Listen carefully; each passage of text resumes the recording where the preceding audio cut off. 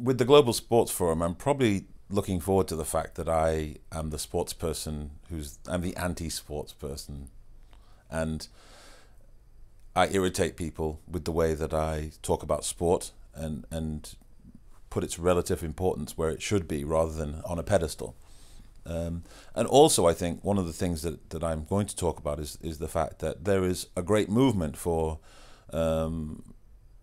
sports as an intervention with young people. And I think, as a psychologist, that the science behind these interventions is severely lacking. And so they have no hope of any sustainable success.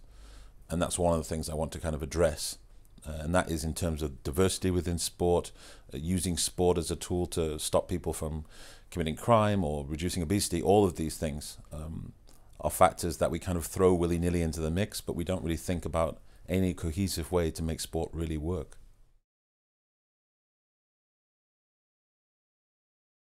At the Global Sports Forum, I'm hoping to shake some people's understanding of what sport can do and how it can do it. I am a geek at heart, despite having played basketball in the NBA. And so to me, getting the science right behind sport is really important, so that when we put initiatives in, we know why and how it's going to make young people who are having problems with their weight have less of a problem, so that we know how it's going to stop young people who've been involved in juvenile crime be less involved in that. And we know that when we put an initiative in the first place and spend huge amounts of money in them, which is what we do, that will get a return on that investment.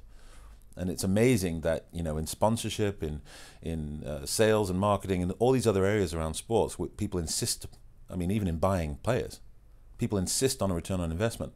But when it comes to initiatives that we label crassly as community or PR, all of a sudden then, all that's important is you get one photograph that's got a black kid in it and a white kid in it, shaking hands and kicking a football. That's not progress. I think the Global Sports Forum allows for a debate around issues that don't traditionally get aired.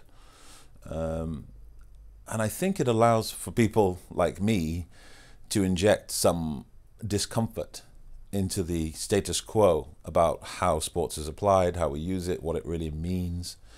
And so from my perspective, anytime you have a chance for dialogue, that's a chance for change, and positive change. I would like sport to look at itself in a pragmatic way.